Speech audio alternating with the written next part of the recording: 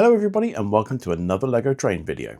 Now last time you might remember that we built this rather charming little tank engine mock based on the LEGO vintage steam train. But in order to do this I had to steal all of the circuit cube motor and electronics out of my pannier tank, which has left it in a rather bit of a sorry state. So in order to fix that today, I'm going to be putting something a little bit more interesting into the pannier tank and my 5600 as well.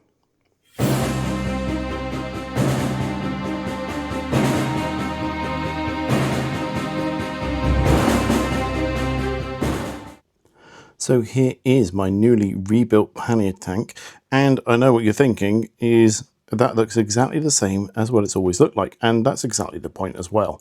There is now no longer any circuit cube electronics in this. Instead, I've moved to using a different system, which is more of a Lego, sorry, not Lego, but a regular model train hobby grade, which is for O and G scale, and that's a proper RC style control system, and this one being made by a company called Micron in the UK.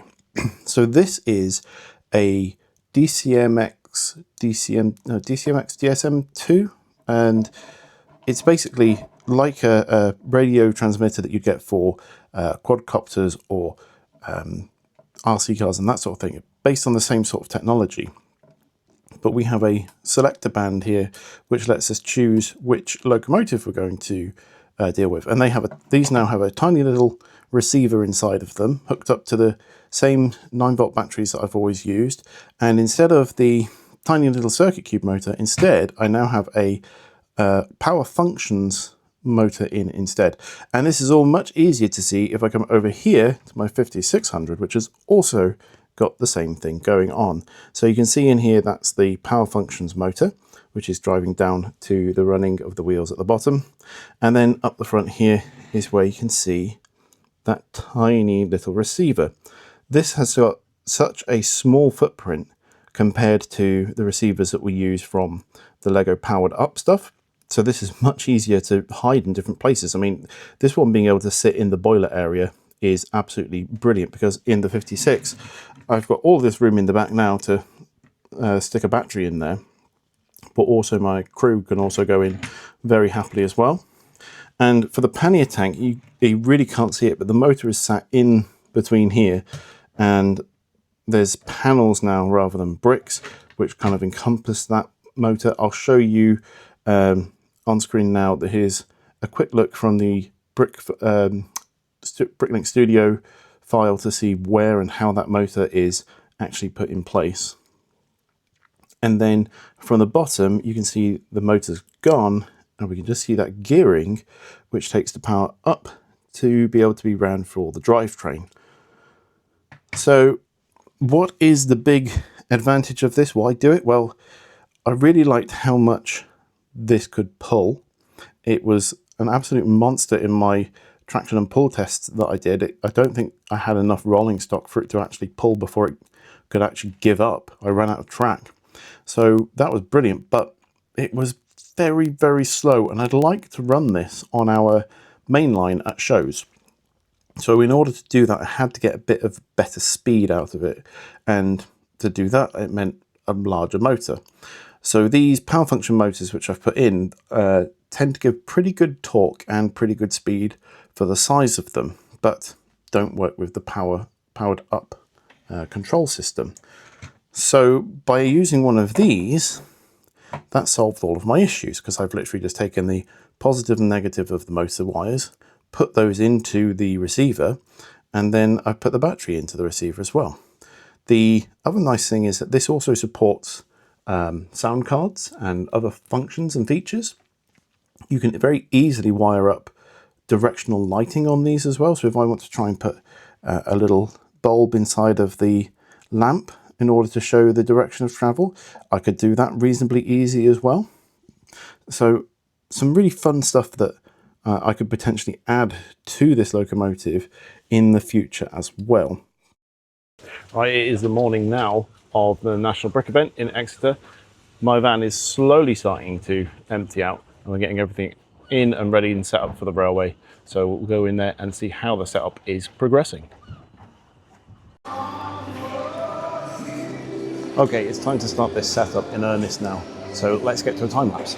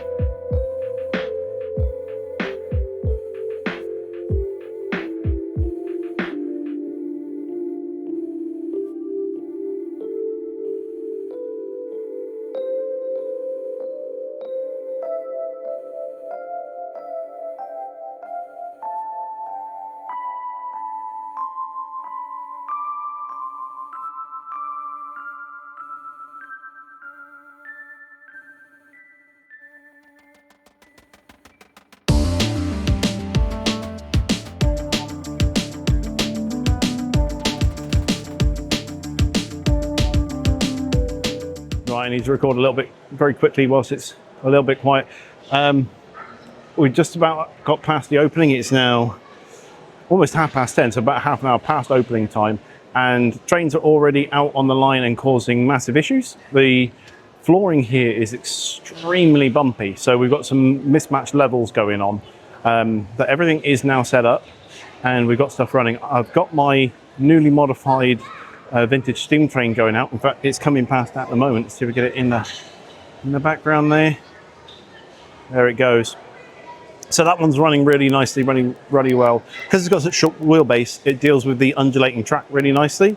But the longer stuff, like the Great Western coaches that I have, which you can kind of see sort of down here, they really do struggle when the track undulates. I've just got some bits and pieces under the tables now, which hopefully has leveled them out. So I'm going to try putting that one out again and see how it runs. I've also gave my pannier tank a quick run with its new motor setup, but the gear has now just skipped off and completely disconnected. So I'm not sure what's going on that one. And it's really, really annoying to get into the gear system. So I'm going to have to pull that apart a little bit and see if I can get in and sort it out and then get that one running as well.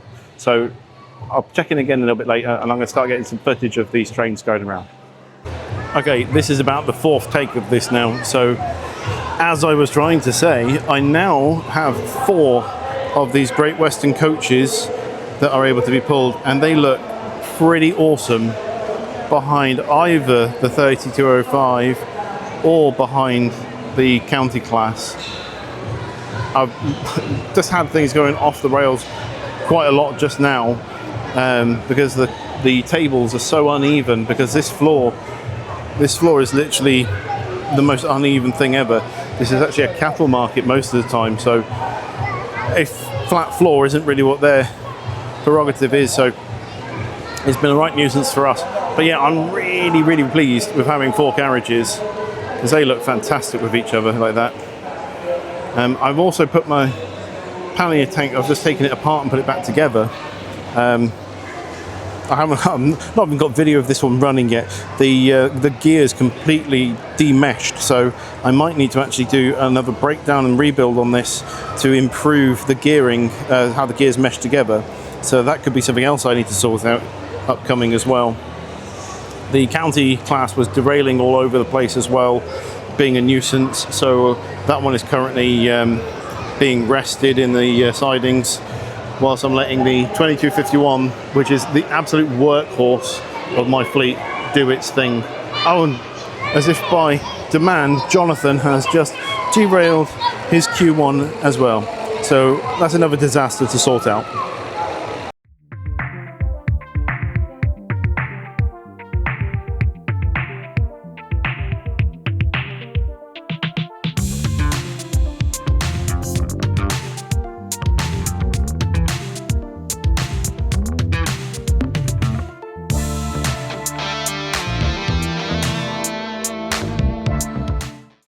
So although my pannier tank keeps disengaging its gears and is being a pain in the backside, my 5600 also has the same upgrades that I made to the pannier, as I mentioned before, and you can see it's running really smoothly and much quicker than it was beforehand. And I've not even got that at full whack, so I can put that another little bit and we'll get a bit more power out of it as well. How long the battery will last from that though is still a bit of a mystery.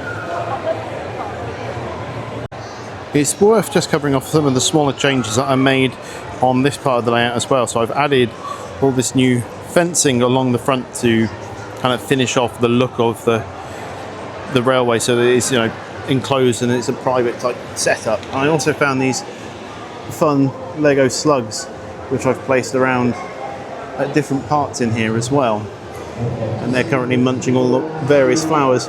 And the other thing that I bought when I was doing a Lego order for the parts for that carriage was I've got more of the different types of birds. So I've got the white pigeons in as well now.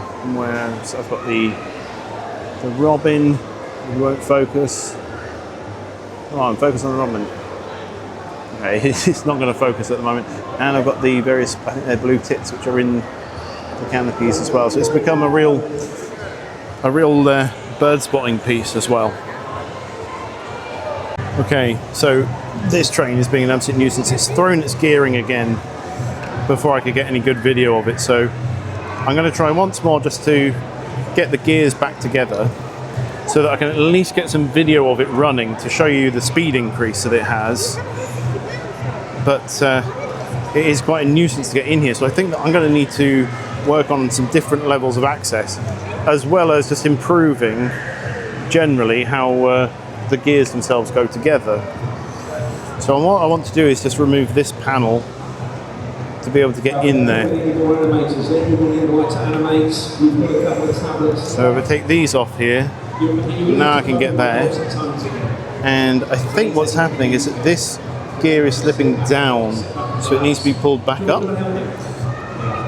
So yeah, that seems to be the main issue. And you can see in there, I've got that yellow piece in there to stop it from sliding down, but obviously it's not enough.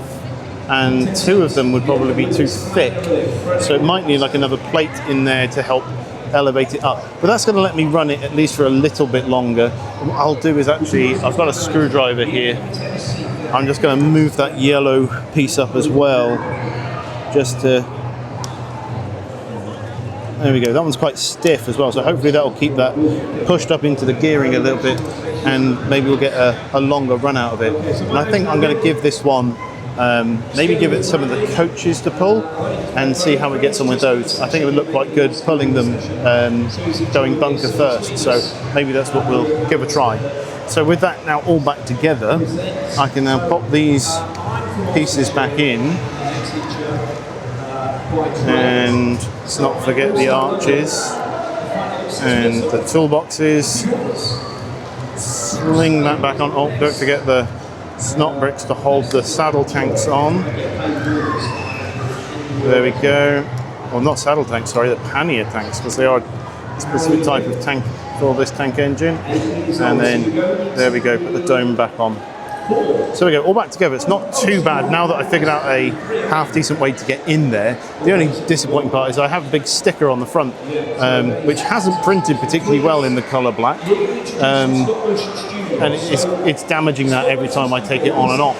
So I will get a better black print for this, and then I will cut down specifically against the edges of the pannier tanks, and then that way it'll be easier for me to get access when at shows if I need to get into the gears.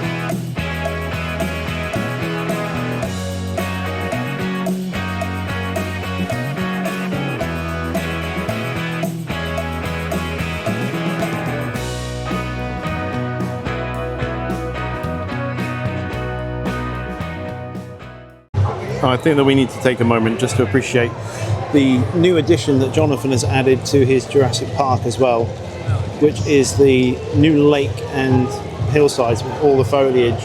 I love the fact that he's managed to get one of the dinosaurs to be stood in the lake. And let me know in the comments which one that is, because I've got no idea which dinosaur is which on this display at all. So as you can probably tell, I am now at home and it is Monday and the show was on Saturday. Getting towards the end of the show, my phone was completely dead from no power in it because I was using it to film so much and do all the time lapses. So I didn't really film any sort of outro for what was going on at the show. The pannier tank performed brilliantly so long as I didn't try and stress that gearing too much. I definitely need to rework the gearing a little bit so that it's not putting so much, or not got so much movement, so it can stay upwards. I think just putting in another Technic spacer is probably all that it needs. And I've managed to figure out how to get into it without destroying the entire build. I might try and do some alterations to make it easier to just pop the top off so that I can get in there in case I do need to do any maintenance on it whilst at the show. So that's something I'll have to have a little play around with another time. The big problem was, after packing up, the very last thing that I was taking out was my miniature HST railway, and you see here it has obliterated itself.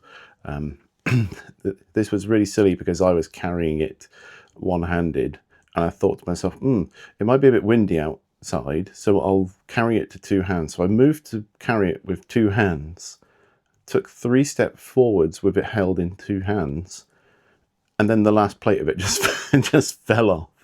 It made an almighty smash as it hit the ground, and MBE staff came out running to help pick up the bits and pieces and whatnot. The staff there were fantastic to help get it all put back together. I just found it really very funny. I mean, at the end of the day, it's Lego and I can put it back together, and it wasn't the main railway itself with all the chain pieces and that sort of thing. So it wasn't a complete disaster. Very appreciative to the MBE staff though for coming and help me pick it all up. I'll show you what it currently looks like now. So like I said, the main railway itself is all pretty good, and I don't think I've lost anything important. My new slugs are still in place. And my new slug there, or this lady's gone suicidal, jumped on the tracks. Other than that, it's all pretty tickety-boo. And then when you come over here, you can see where everything fell apart. So I think essentially I don't have any major bricks go too far across between the plates, so it didn't have a huge amount of strength. I think most of the strength is in this back wall, and when that back wall gave out, the whole thing finally just went crack and the whole thing went over. But it survived pretty well. I mean, this fell onto the floor a good 4 feet, and the pigeon setup is all still completely fine. Didn't lose my new slug from the back either. I've covered all of the train and all of the carriage, not carriage, the little wagon that I put behind it. That's all there and fine. If anything, I would say this is testament to how well I built everything, but the fact that it hasn't just completely exploded and into a million pieces. So it's not going to take me too long, I don't think, to put this back together. So I'll have to have a play around with that and get it all sorted out. But that is essentially all that I've got for you for this video. I hope that you've enjoyed seeing the modifications that I've made to the pannier tank and to the 5600 as well, as it's using the exact same drivetrain. I'm really pleased with how both of them are working. There was a couple of times when I was using some of my USB-C 9-volt batteries where the battery just went into a shutdown state, and that was a little bit of a nuisance, but other than that, they've been flawless. I might consider changing them over to LiPo batteries just so that I get better run times and power delivery from them. But yeah, if you've enjoyed this, then please don't forget to leave a like on the video to let YouTube know that this is the sort of thing that you're into. If you've got any observations, and if you know what that dinosaur was that I was talking about earlier, please leave that in the comments below, because I'm not a paleontologist. And also, don't forget you can subscribe to the channel if you want to see more Lego train antics. And until next time, I'll see you then. Bye. To the 3, and I think it looks pretty stunning. Oh, Jonathan has just decided to eject his train. That is an interesting choice right there. So as I was saying before, everything started derailing and throwing itself off of the track, much like what has just happened there. And this is a fair old whack of weight for these to go, oh, derailing slightly or there.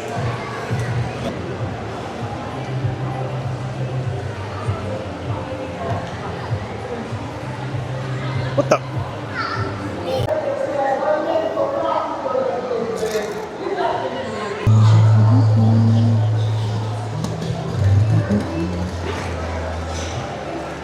Well, that wasn't supposed to happen.